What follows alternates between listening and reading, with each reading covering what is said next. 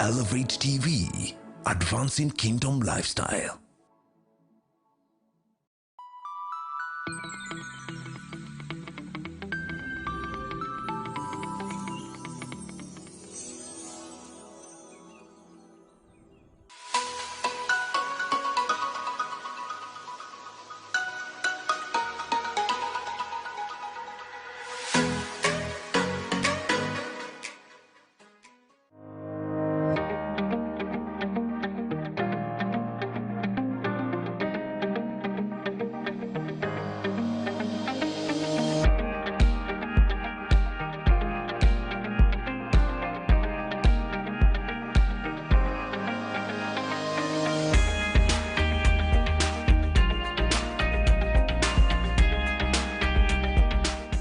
Ladies and gentlemen, welcome to another episode of the GG Reports. I'm glad you're tuned in. Welcome to today's conversations. Today, we're going to address ourselves to the challenge of leadership in Africa. Africa has been cast as a place, a platform of all kinds of leadership challenges, weaknesses. Democracies in Africa are seen as weak, inadequate, corrupt. Africa is associated with some of the remaining dictatorships. We have seen, challenges of all kinds, economic, social, and amazing, cross-section of issues that plague our continent. And it all seems to boil down to the challenge of leadership, or as many people seem to argue. And today we want to explore that subject. We want to ask ourselves, what exactly is the problem of leadership in Africa? And to help me address that challenge is my guest today, Pete Odeng. Welcome to the show, sir. Thank you. It's good to be back. Very good. Yes. Yeah, I had Peter Odeng on an earlier episode show that aired on my Facebook page those days. And I'm glad that Peter Pete is agreed to come on the show. And today we're going to really discuss many issues. And I want to remind you that the GG Report is a platform where we have big, bold conversations, honest conversations. We tell it as it is. We do not want to spare ourselves. We really want to go all the way. And Peter is a very bold man. He's going to tell us what he thinks about the problem of leadership in Africa. Now, let me just introduce to you Peter briefly before I ask him to tell us more about himself. Peter Odeng is an interesting man. He entered himself on the presidential election in 2017 and as an aspirant, and that's a really amazing story. And he did kind of call off his campaign after a few months, but he was there in the game. At present, Peter is the Chief Operating Officer of Life in Abundance International. This is a church-centered ministry that serves the poor in 14 African countries and the Caribbean. And so he has a wealth of experience in international organizations, local organizations, public and private sector. Peter, I would like you to, just feel free to tell us your story. And good, welcome. Thank you. Well, I am so glad to be back on your show again. Yes. I really enjoyed our last conversation, and I felt it didn't quite reach a conclusion. Maybe there is no end to this discussion. Yeah, so we still have a lot of unfinished conversation on that. Yes. So let's start from the start. You studied accounting and auditing in the US. Yes. As a young man. And then give us your career background in terms of your studies in the US, how long you stayed there, what you learned, how you ended up in the corporate sector, both public, non-profit organizations. So give us that background. Okay, thank you. Very briefly, I did study accounting.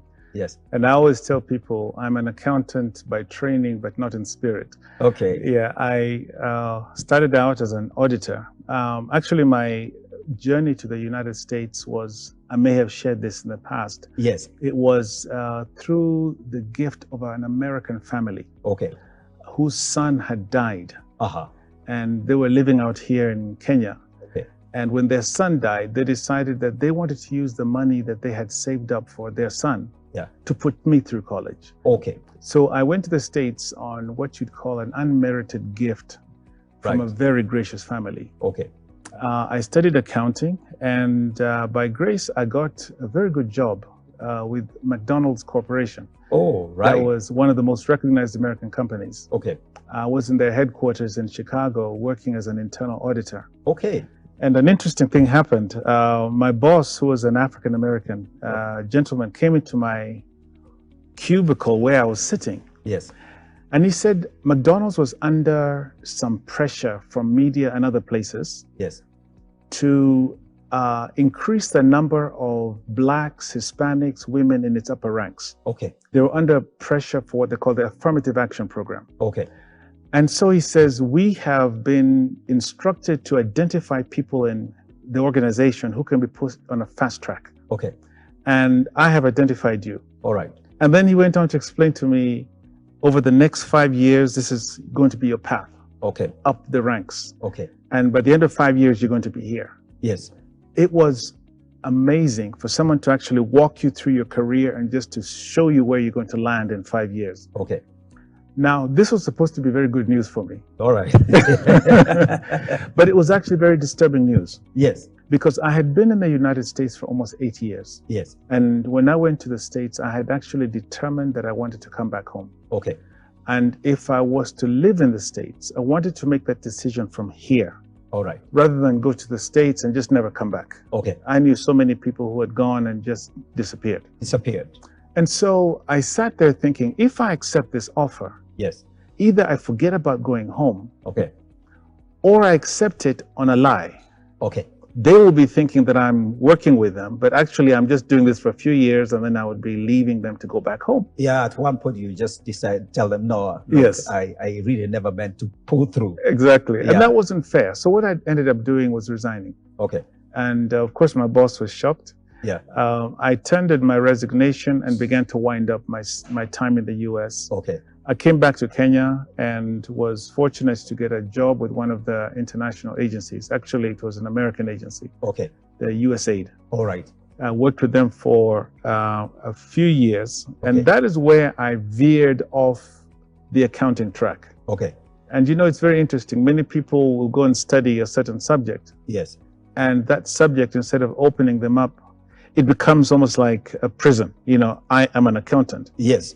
But for me, it was a platform that allowed me to go into any direction. Okay. So I moved into this space of international development. Yes. And one thing led to another. And I've worked with a number of organizations over the years. Because I'm gifted in writing, that is something God gave me. Okay. I began to write and publish and put out certain things, which also propelled me in the area of business development. Okay. I put out a book in 1990. I don't know where you were. Yeah. 1990. If you managed to put together a book in 1990, you just are an amazing man. It was called How to Start Your Own Small Business. Oh, Yeah, that's interesting. And it was sort of a challenge I'd given to myself. But when I put it out there, remember then we didn't have internet, we didn't have email, we didn't have ATMs. It was another world altogether. Yeah. Okay. So I put this book out, and that book opened up a lot of doors for me in the area of business development, microfinance, Yes. and that kind of thing. Yes. So I've worked with Faulu Kenya. Okay. Faulu was then a small organization. I worked as a CEO. Okay. So that was the founding of Yes, Faulu or I something? didn't found it. I was brought on as the first African. It was founded by an international NGO Yes. called Yes. Food for the Hungry International. It was Yes. just a program. Yeah. But then I had the privilege of institutionalizing it Okay. and Okay. expanding it. Yes. Then a door opened for me miraculously, Yes. something I did not pursue, Yeah. to go to the Netherlands Okay. for 4 years, Okay. where I lived with my family, my wife and 2 sons, Yes. working as the Africa director for one of these impact investment organizations. Okay. Yeah, so I was traveling around the continent, but living in Europe. Okay. Yeah, and then came back to Kenya after 4 years. and ended up being engaged by President Kibaki, in his new government, Okay. the new NAC government, That was interesting. to set up a secretariat, Okay. a regional secretariat for something was referred to as NEPAD, the New Partnership for Africa's Development. Yes. You remember yes, that? Maybe yes. we can talk about I that remember later. that in Nepal. Yeah. Yes. So I worked for government for about 4 years. Okay. Great. Yeah. Great. And then yeah. So Pete, actually, I think like that is a very interesting background. So because you had a chance, first of all, as a young man in the US, so you learned, you had the experience of living in America, which basically is the West proper, and then again you come back here. You had experience here in terms of setting up organization, institutionalizing a very young organization that time, Fauru, and then you had the chance now to work in Europe. Yeah. So you have a very, very good view of, what it is like, working in the West and what it is like working here in Kenya and in Africa. And again, we're going to go back to, we'll talk back about, we'll go back to the story of your experience in Europe, managing affairs of programs here in Africa. Right. We'll get back to that. So tell us about your experience now, leadership experience, because I believe it's around that time you began now to see, your eyes began to open to see what it really means to operate at the top level in corporate and in public sector, and as an influencer, as a leader. What sort of experience did that give you? I think we all have different journeys, and yes, my journey has given me an opportunity to see, to experience, and also to be part of Western-style leadership. Yes. And also to work with organizations in Africa. Yeah. Right. At a leadership level. Yes. And one thing I can say, that the whole subject of leadership, because it is so often defined using Western language, Western examples. Yes. When we talk about leadership, and even books that are written on leadership are mostly written by people who have a Western perspective. Yes. In a way, we have not really appreciated Yes. what our potential is. Yes. Or even explored how to strengthen what we have. Okay. We have tended to judge ourselves and to also compare ourselves to what others are doing. Yes. So in a way, we vilify ourselves and, Yes. and say that we are failures, Yes. when in fact what we're doing is we're abandoning who we are Right. to pursue something else. Okay. In the West, there's a certain individualism.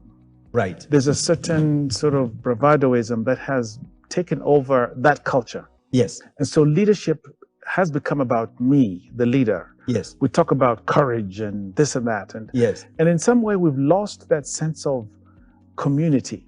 Yes. That leadership is not about the individual. Yes.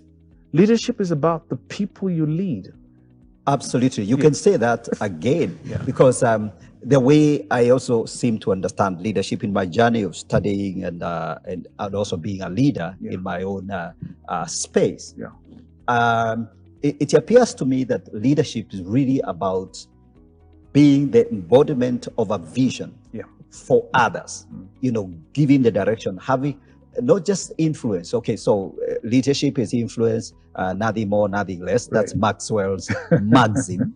Yes. But it's more than that. It's like carrying out the vision, being the embodiment of a vision and a direction. So, and I think we all have that potential. Yes. Maybe the groups may differ, the size of influence we have may differ, but we all have that sense of. Correct. And so you say that the challenge sometimes is us discovering our potential as leaders and bringing that out.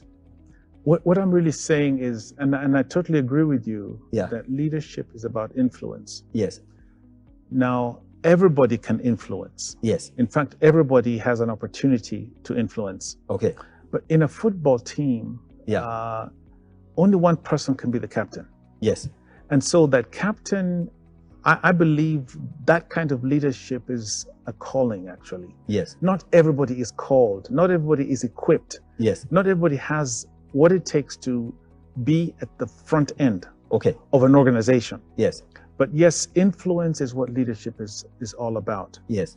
And a lot of times we find ourselves focusing so much on the individual leader. Yes. That we forget that actually an organization or a nation or a body or a team of people must actually, everybody must understand their contribution to the whole. That you are an influence in the area that you're called in. Yes.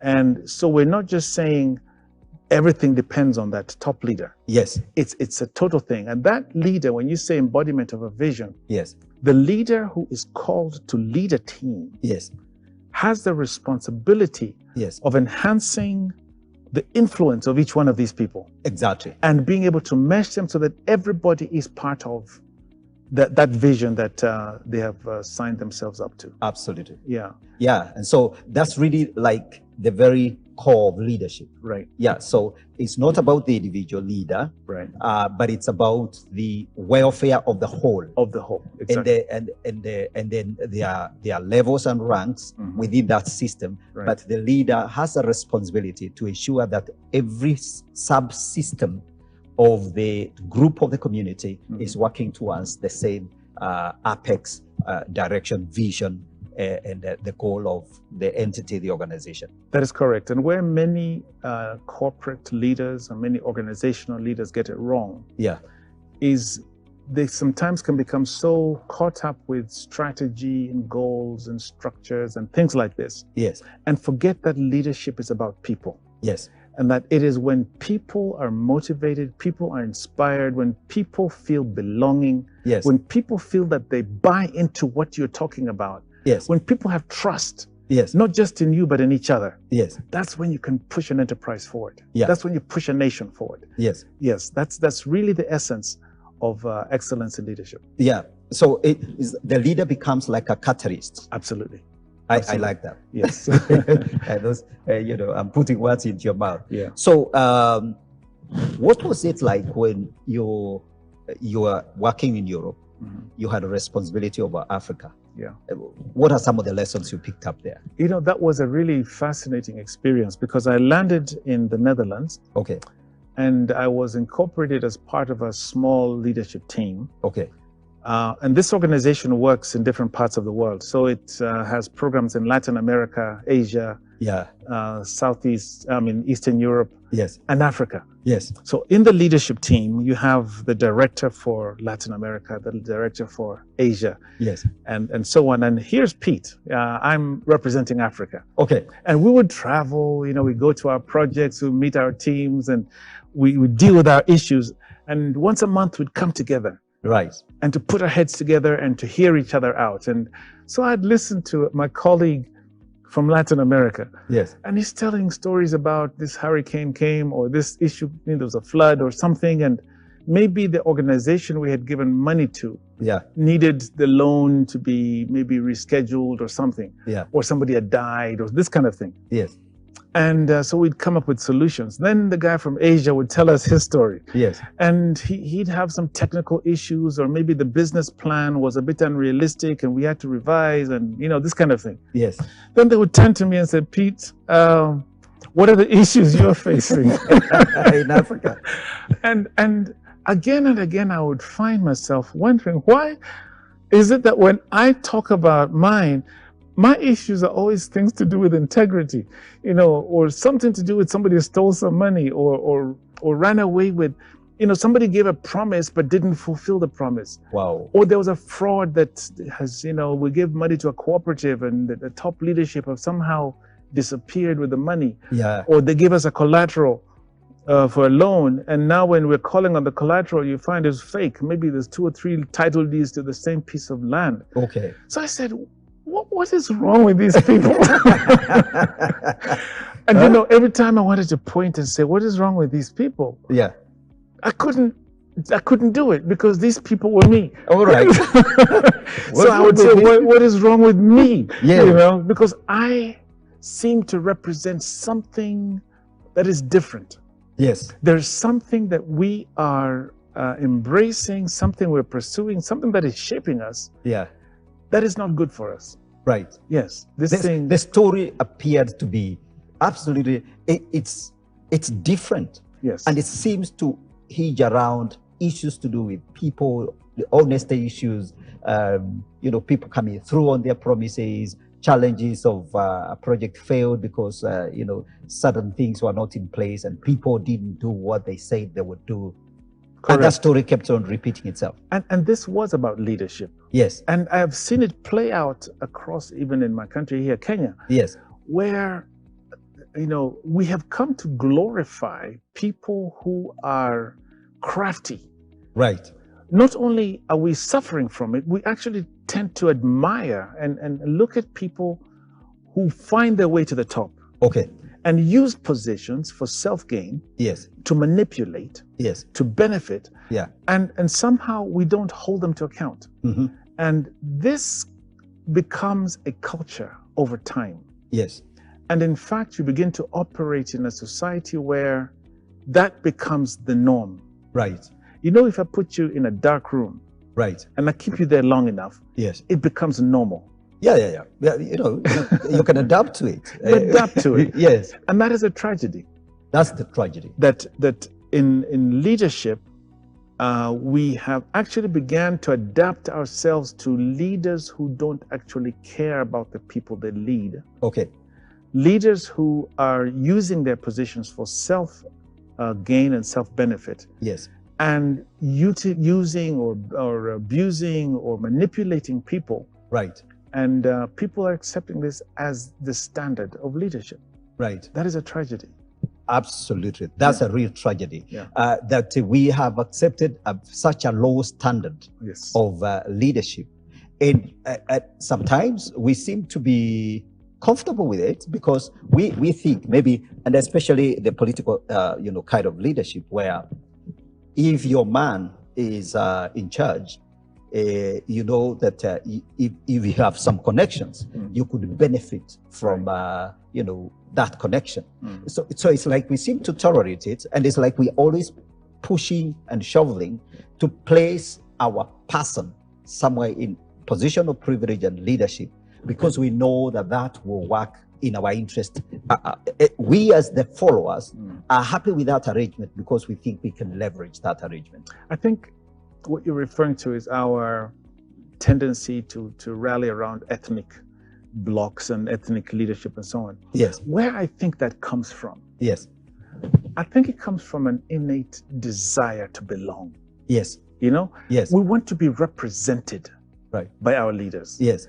And when you have a multi-ethnic society like Kenya, 42 tribes, yes, people speaking different languages, having different traditions, having different languages, different ways of life. Right. They want to belong somewhere. Yes. And the lowest common denominator is my tribe. Yeah, my language. That if somebody who looks like me, speaks like me, acts like me is in leadership, yeah, I feel a sense of belonging. Yes. It's a challenge for national leaders, yeah, to rise above that and to be able to extend this sense of ownership to everybody else. Across the board. Exactly. And I think so what you're basically saying is that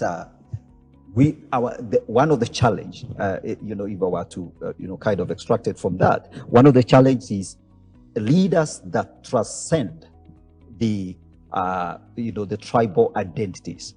I mean, people who can operate above that. It's true that there is that sense of belonging. We cannot deny our identity, yes, groupings, our tribe, our That's language, our culture. Those are things that define us in a way that is important. So I wouldn't buy the idea that tribe itself is the enemy. No, it's not. Because we first of all belong to a family, then that family expands into a community. Communities form a tribe, a community. You share language, culture, food, practice, and that's how, as a community, you're able to function. Right. So there isn't something wrong with that. No, there but isn't. we're saying that if we are going to exist in a nation state that consists of all of us, then our leaders have to rise above. Right. And we haven't succeeded in that. Okay. Unfortunately, we give lip service to it. Yes. And just like in an organization, yes, you can have an inspirational leader. Yes. Who stands up and says, our vision is this, our mission is this. Yes. But that lady over there or that man over there don't feel part of it. Yes. And your job is to make them feel part of this thing. Absolutely. And if they don't feel part of it, they're actually hurting even your pursuit of that vision. That's true. Because they're not walking with you. Yeah, you're missing the ability to leverage their presence, their contribution. Right. And so you're saying even in the corporate sector or whatever organization it is, as a leader, you must pay attention to the individuals, the little maybe subunits of the organizations that are needed to contribute, to come into to the same place, the same vision. You have to be able to rally people. Yes, and perhaps even more so now than in the past. Okay. I believe leadership in the past, especially corporate organizational leadership, tended to be about structure, stability, and predictability. You know, people came up with models of how to organize and how to manage and so on. Yes. We're living in an era of uncertainty. Absolutely. We're walking into a forest that we don't know. Yes. And right now, when there's so much unclarity of where we're going, more so now than ever, we need trust, we need hope, we need a sense of purpose. And this is what leaders need to rise to. That don't just say, I'm a lion, you know, I'm going to roar or whatever it is. Be the lion, you know? Be the lion. Be the lion. You don't have to tell me. But you also have to earn my trust. Absolutely. Yeah. So we just are about to go into a break. I like what you're saying. I like what you're saying. We're going to revisit that. Okay. We want to go on a short break. When we come back, we're going to ask Pete Odeng to speak into that idea of that leadership has shifted now because of the dynamics. You know, in the old days, you know, a few years ago, structure systems worked, but we live in a very unpredictable environment, and the leadership now is needed more than ever. So we want to go to a break. Please, you have numbers on the screen which you can use to send us a text or a comment or call. And if you need some help, you have a question, you're free to ask that kind of question, and we will look at it and we can respond to it. Remember, this is being shared on all our platforms. So stay tuned. We go into a break. When we come back, we go back to the idea of leadership and how it has changed in the context of our very unpredictable times. Okay, see you in a short while.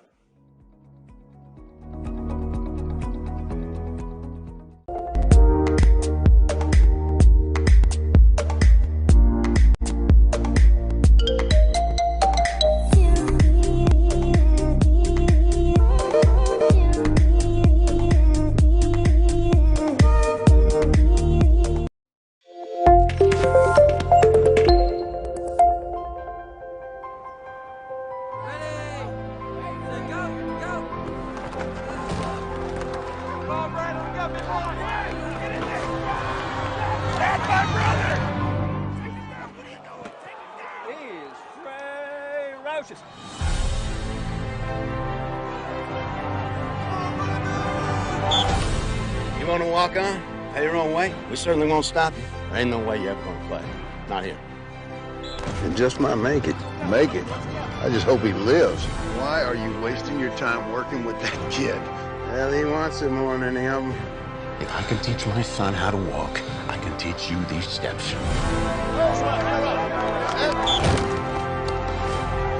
You just got your butt kicked by a walker. That is no walker.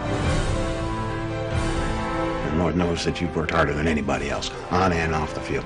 You are living proof that when you do the right things, good stuff happens. And you have done everything right.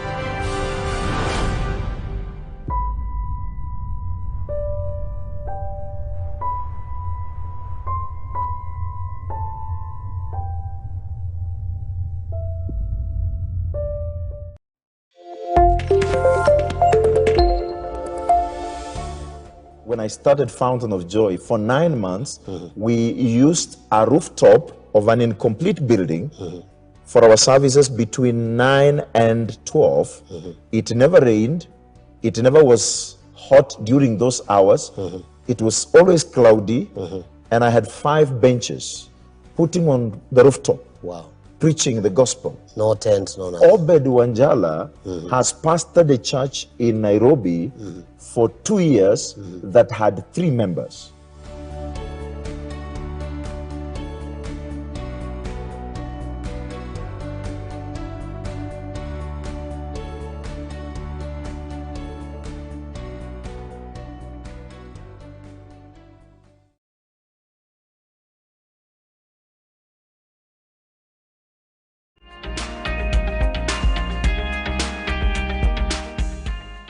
All right, welcome back to the show. We are talking about the challenge of leadership, and my guest Peter here is shared with us some very, very interesting insights.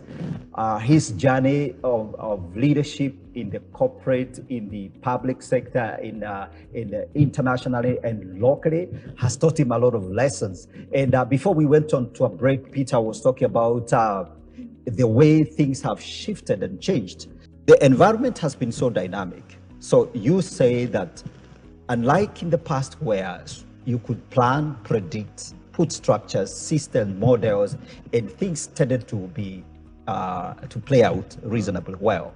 But now you argue that things have become so, the changes are so rapid. Change is like the very thing that we're struggling with now.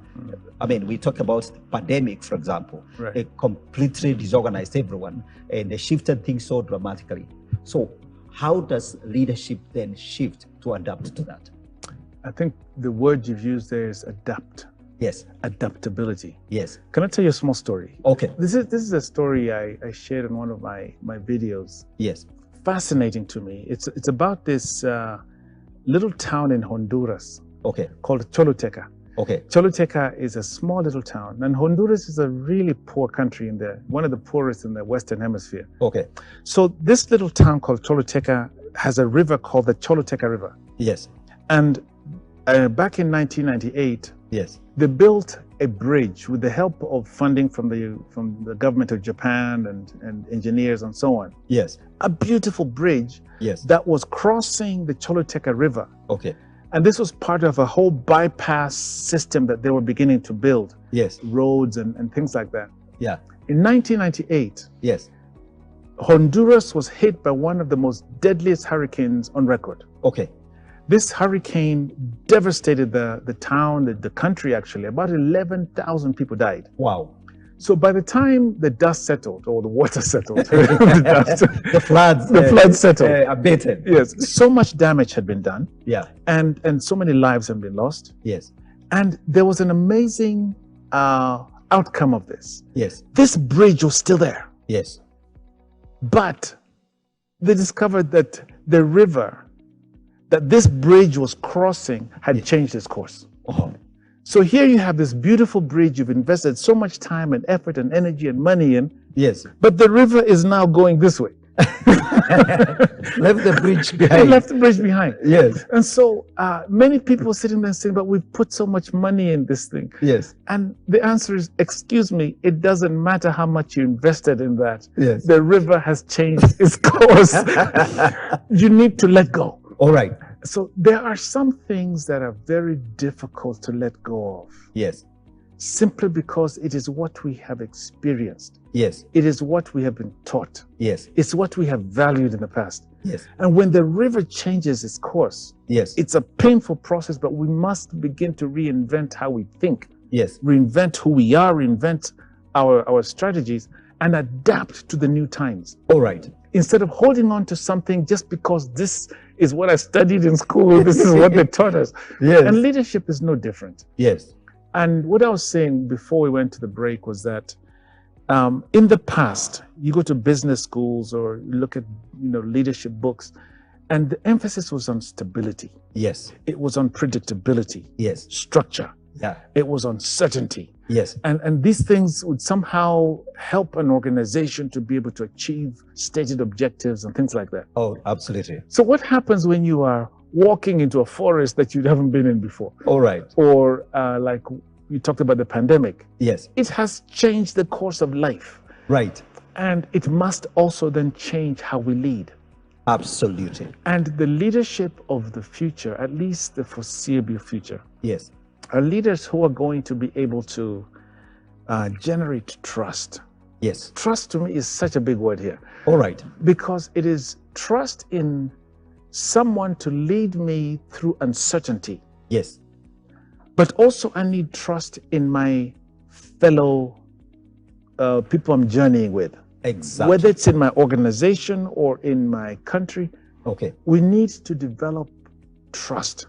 Right. We need leaders who will give us a sense of hope. Right. A sense of hope. Hope in there is something good at the end of the tunnel. Right. Because without hope, there's actually no movement. Yes. So a leader, and there is no playbook for this, a leader must somehow inspire hope in people. Okay. And then a leader must somehow give people a sense of purpose. Right. Purpose is that you belong here. Yes. And not just that, we have a structure or we have certain goals and, things that we want to. Yeah, and we focus on the goal, and Yeah. if you don't play ball, the goals are not going to shift. Right. And they are dictated. It's a top-down kind of Yes. scenario. This is where we are going, and you just better cooperate. This uncertainty has affected organizations, but we must remember that it has affected people individually. Okay. Everybody on your team, everybody who's working with you Yes. is facing this question mark, Yes. is facing the uncertainty of the hurricane that has changed the course of the river. Okay. So people need to wake up with a sense of purpose, Right. a sense of belonging. And I believe this is really the emerging demand on leaders going forward. Absolutely. Yeah. Absolutely. So, summarize is a sense of adaptability. Yeah, right. Adaptability, and then the sense of hope. Is inspire people around you, give them hope, direction for the future, Right. and then a sense of purpose. Why are we doing what we're doing? And trust. And then the trust, of Yes. course. I think you started with trust, and then purpose, Yes. and trust, hope, and purpose. Right. Those three ingredients. So I believe you're following this conversation, and so feel free to send us a text or call or just comment if you're watching through the social media platforms or even on YouTube. If you're watching on television, Elevate TV, you can send us a text and tell us what you think. If you need some help, you find this inspiring, please tell us, give us feedback. So Peter,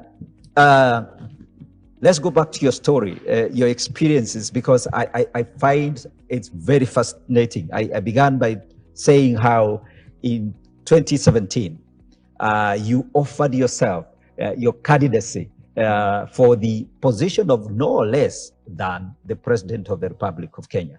So you went for that position. That's a very, very interesting thing. Tell us what inspired you. That is a loaded question, because there was no one moment where I just sort of decided I'm going to stand and be a candidate for presidency. Yes. It was a process. Okay. And a process which took time. Yes. A process of a discontent that was in me.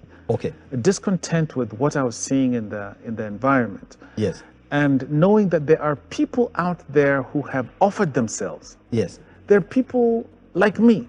Yes. People who have somehow found a way to say, I am on the menu. I'm one of those that are going to be chosen. And I'm saying, I'm sitting here with everybody else. Yes. Thinking, well, that's like you walk in a restaurant and say, this is what we're offering, you Yes. know? So that's the one, that's the other one, that's the other one. If you don't like it, leave, you know? Yes. So I said, we were heading towards a dangerous moment. I mean, Yes. we had in Kenya, as we have had for the last number of elections, like two trains coming at each other. Yes. You had this NASA coalition. Yes. You had this Jubilee coalition. Yes. And the dust in the air was looking like this could be worse than the 207, 208. Yes. The kind of intensity that was building up. Yes. And with a group of other people, we were discussing, really? We sit here like ducks and just duck and wait for the crash to happen? So we said, no, there must be alternatives. Yes. So we began to look for alternatives. Yes. In fact, we talked to all the candidates. Okay. And one by one, we wrote them off. And we said, let's look for somebody to step here, even if it's just to change the conversation. Yes. Even if it's just to bring a new narrative Yes. that people can rally around. Yeah. Not necessarily even to win this presidency. Yes. And so we searched and we began to look and we talked to some people, and of course, one by one, they give you the same story. Yes. One is there's no point, where am I going to get the money? Yeah. Another one is, it's too late, And there were so many valid reasons why nobody could step out there. Yes. And then somebody asked me, Pete, how about you? You're involved in this conversation. We are describing. We have analyzed the whole thing. Yes. And we can see that really somebody has got to step in. We've looked at all the possible people who could step in. Yes. And we don't know what to do. How about you? He says, how about you? And so I told him, and I couldn't believe that I just said exactly the same things that all these other people were saying. Yes.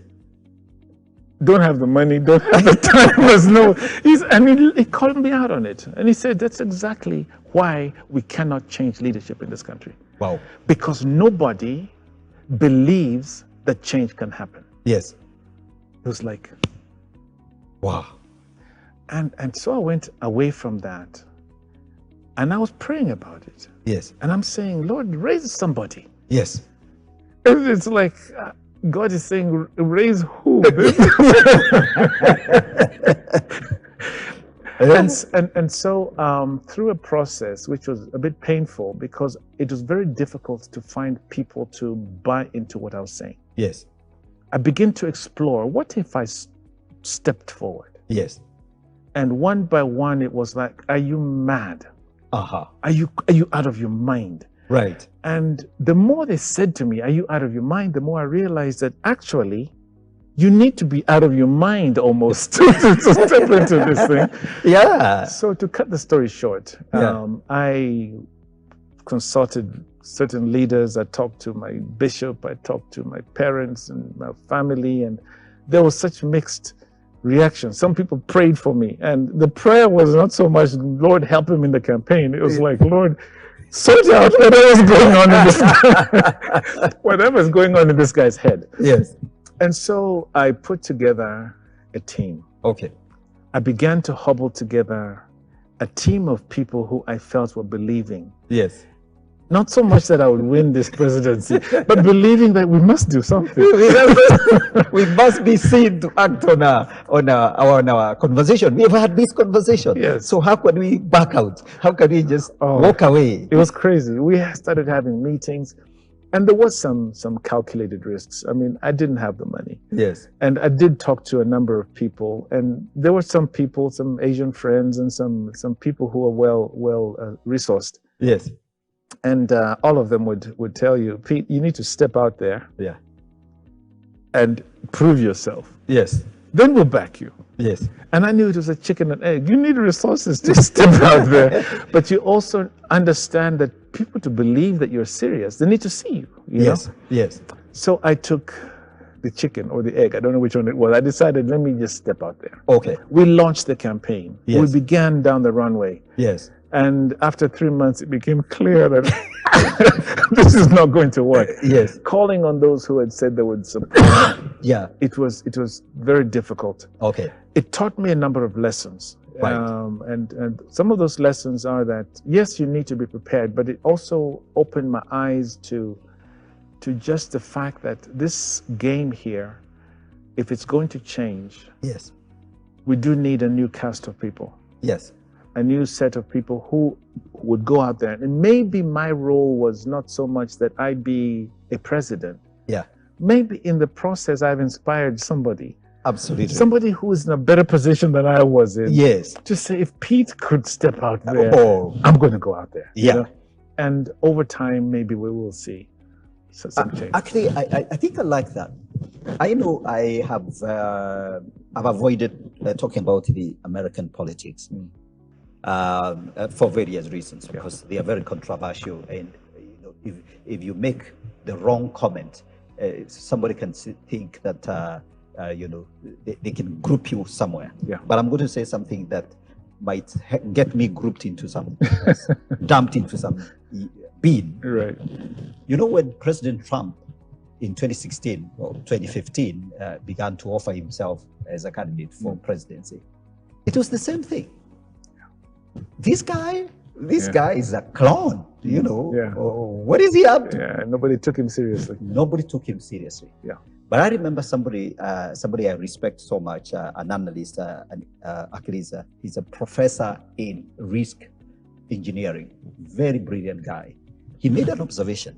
He said that during the nomination process for the GOP, you know, guys lined up, you know, the various candidates. You know, there was a long list, including, you remember this guy of the gifted hands, what do you call it? Carson. Yeah, but Johnny. Ben Carson. Ben Carson and others. Yeah. I think even Mitt Romney or something like that. Those GOP guys. Yeah. So these guys observed that of all those people that were standing there to win the nomination, Trump was the odd guy out. He was like an outsider. What is this guy doing here? Yeah. But then there was also the other counter kind of feel. Maybe this is the guy we need. You see that? Right. So it's like he came in as an interruption. Yes. He wasn't steeped in the norm, in the campaign process and all that. Yeah. He didn't have that kind of history. He was never a senator or anything like that. He just kind of pushed himself into the scene. Right. So you say, perhaps that's the kind of a person we're looking for. Leaders that see this space and they have kind of like to pull from very deep within. Yes. Step forward to the plate and say, I'm going to play this game. Right. Not for me, but because I think that somebody needs to do it. Right. I think that is correct. And I believe there are people in our society here. Yes. Who are gifted. Yes. Who are blessed. Yes. And who are positioned. Yes. To be able to step forward and offer themselves as leaders. Yes. Because of the nature of the swamp, if you will. Huh? Yes. The swamp that is out there. We're borrowing that from the Americans. From the Americans. Because of the nature of that game. Yes. You cannot walk into it timidly. Yes. You have to walk in with purpose and actually a desire to win. Yes. And to be a disruptive force in this thing. Okay. Now, it is something that is not easy, because even those who want you to go forward and do something, yes, will be skeptics. Yes. It's very hard to convince people that you are going to be able to match up with the big names and those who have been there before. Yes. But I believe bit by bit, as people begin to own this enterprise called Kenya, yes, and become discontented with what's being offered on the menu, yes, I think you'll see more and more people saying, no, if you won't go, I'm going to go. Yes. I'm going to offer myself as an MP, as a governor, and or as a presidential candidate, you know? Yes. And just step out there and begin to change the mindset of people that, yes, I don't want to say like I'm borrowing somebody's phrase here, but yes, we can. The yes, we can idea. And that really is a very powerful lesson. Yeah. And so leadership, ladies and gentlemen, is it's about courage. And I would like you to, what's the role of that courage? You know, I think we can, and if you go back to the book of Joshua, for example, the story of Joshua, the man who led Israel into the promised land, finally, you know, the leader, warrior, king, and, you know, a courageous man. It seems like at the very call of Joshua was a very strong charge. Only be thou courageous. What's the role of courage in leadership? You know, courage is not an end in itself. Yes. It's not something to pursue. Yes. Courage comes from a conviction. All right. When you really believe in something, yes, then you say, I'm going to step forward courageously for this thing. Yes. Because otherwise, courage of I'm courageous without purpose. Yes. The first thing that hits you, you fall down and yes, you run away. Yes. But I think what I encourage aspiring leaders to do, yes, when you're introspecting and searching yourself, yes, what is that thing that you're willing to believe in enough, yes, that if you were assassinated, yes, you'd be willing to take that bullet? All right. Because it could happen. Yes. But I believe enough that I am willing to be hit and to be called names and to be, be rumors to be started about me and for the media to, mess up I'm willing to step forward into this murky area. Yes. Because I believe in this thing. Absolutely. And if you don't have that, yeah, you're asking for trouble. Okay. Yeah, there needs to be some conviction around which courage then can build. Absolutely. So yeah, conviction. Yeah. Hooked up on courage. Yes. I mean, courage. It's not just empty courage. No. You don't want to. Yes. I mean, the guys who are just merely courageous, the soldiers that are merely courageous get killed. They get killed for never running get around, they never get home. But it's the guys who are both courageous and calculating that get back home. Yeah. So you don't want to die in battle. Absolutely. So I believe you have learned very profound lessons, and I think you've alluded to some of those. I would like you to speak to people that are looking at our political scenarios, our leadership. We're talking about leadership in Africa, and I think you've alluded to some of the challenges. I want you to talk to young people and people who are looking up to leadership in Africa, and just tell them what needs to change. What needs to change if our future is going to be different. There is sometimes misguided focus on somebody else out there. Yes. Who is going to solve our problems. Okay. There is, when we talk about leadership, in a way it tends to make us sit back and point to the leaders. Okay. And we forget that actually I am as legitimate as that person. Okay. And that I have a responsibility in this enterprise, in this ship, in this train that we're in. Yes. That must play its part. Yes. In influencing for good. Right. So that I can be qualified for that position of leadership. Okay. And I think if I can use this little poem that I heard once. Yes. Which speaks to this thing of self-leadership. Okay. That's where you have to start. Yes. It says, God said, go and build a better world. And I said, how? The world is such a big place and so complicated now. Yes. And I'm so young and helpless. There's so little I can do. Right. And God, in all his wisdom, said, just build a better you. If you start with self-leadership, yes, decide that what I want to project, what I want to bring to my society, I must embody. Right. I must start with a commitment to certain ideals. Yes. I will not, for example, take anything that is not mine.